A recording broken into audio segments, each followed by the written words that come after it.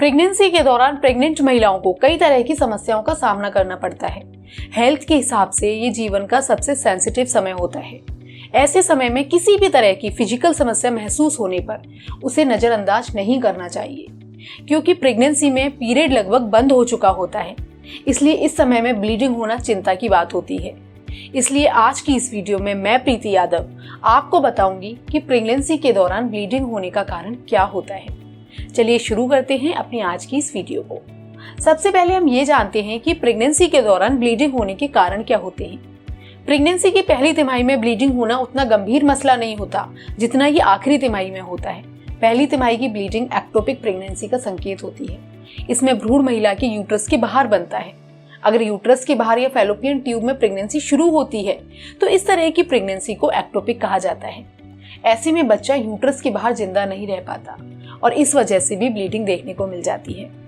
इसके अलावा implantation bleeding भी प्रेगनेंसी में ब्लीडिंग आने का एक रीजन होती है। इस केस में एग यूट्रस की वॉल पर इम्प्लांट हो जाता है और हल्की हल्की ब्लीडिंग होती है, क्योंकि आपका शरीर इस समय ब्लड वेसल्स को यूट्रस तक बढ़ाता है ताकि बच्चे तक खून पहुंच सके, जिसकी वजह से आपको ब्लीडिंग देखने को मिलती है। साथ ही साथ प्रेगनेंसी में ब्लीडिंग इस बात का भी संकेत होती है कि आपकी कुछ दवाइयों से या फिर किसी तरह की इन्फेक्शन की वजह से आपके बच्चे को तकलीफ पहुंच रही है। और अगर 20 हफ्ते से पहले बच्चा खराब हो जाता है तो फिर उसे मिसकैरेज कहा जाता है। इस केस में हैवी ब्लीडिंग होती है और साथ ही साथ पेट में काफी तेज दर्द होता है। मिसकैरेज से होने वाली ब्लीडिंग केवल 3 महीने के अंदर अंदर ही होती है। ऐसे समय में लापरवाही बरतना मिसकैरेज का कारण बन सकती है। इसके अलावा प्लेसेंटल एब्रप्शन भी प्रेगनेंसी में ब्लीडिंग का ही एक कारण होता है। वैसे ये सिचुएशन आपको काफी कम देखने को मिलती है, लेकिन इस केस में प्लेसेंटा यूट्रस की वॉल से अलग हो जाता है, जिससे ये माँ और बच्चे दोनों के लिए ही एक गंभीर सिचुएशन बन जाता है। इसलिए प्रेगनेंसी के दौरान पहली तिमाही में ब्लीडिंग होना यूं तो नॉर्मल बात है, लेकिन अगर ये ब्लीडिंग आपको थोड़ी भी एबनॉर्मल लगे तो आपको तुरंत के तुरंत डॉक्टर से कांटेक्ट करना चाहिए। साथ ही मोलर प्रेगनेंसी भी प्रेगनेंसी में ब्लीडिंग का एक कारण होती है। इस प्रेगनेंसी में फर्टिलाइज हुआ एग यूट्रस के अंदर न जाकर बाहर इम्प्लांट हो जाता है और बच्चा बनने के बजाय ये एक ट्यूमर बन जाता है। इस केस में भी आपको ब्लीडिंग देखने को मिलती है, जिसका पता आमतौर पर पेल्विक टेस्ट के दौरान चलता है। अभी तक हमने ये जाना कि प्रेगनेंसी में ब्लीडिंग क्यों होती है। अब हम ये बात करते हैं कि प्रेगनेंसी में ब्लीडिंग कब कब होती है। प्रेगनेंसी के दौरान ब्लीडिंग होने की पॉसिबिलिटीज कभी भी हो सकती है और प्रेगनेंसी की हर तिमाही में ब्लीडिंग के चांसेस और कारण अलग अलग होते हैं। किसी को पहले 3 महीने में ब्लीडिंग होती है तो उसका मतलब है कि इंटरनल कोई ब्लड क्लॉटिंग हो रही है। प्रेगनेंसी कमजोर हो या फिर नाल अच्छी तरह से बच्चेदानी के साथ ना जोड़ी हो, जिसके कारण कोई जमाव होने के कारण शुरुआत में ब्लीडिंग हो सकती है। इसे थ्रेटेन्ड अबॉर्शन कहा जाता है। इसके अलावा मिड ट्राइमेस्टर यानी कि 4 से 6 महीने में भी ब्लीडिंग होने के कारण अलग हो सकते हैं।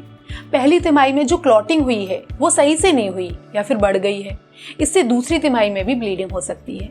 अगर किसी को हाई ब्लड प्रेशर की समस्या है, ट्विन प्रेगनेंसी है, तो ऐसे मामलों में भी ब्लीडिंग किसी भी दौरान हो सकती है। ऐसे में प्रेग्नेंट महिलाओं को अपना खास ध्यान रखना चाहिए। साथ ही अगर आपको 6 से 7 महीने के बाद ब्लीडिंग हो रही है तो हो सकता है कि आपके प्लेसेंटा या नाल बहुत नीचे हो। ऐसे मामलों में प्रेग्नेंट महिला की जान भी जा सकती है।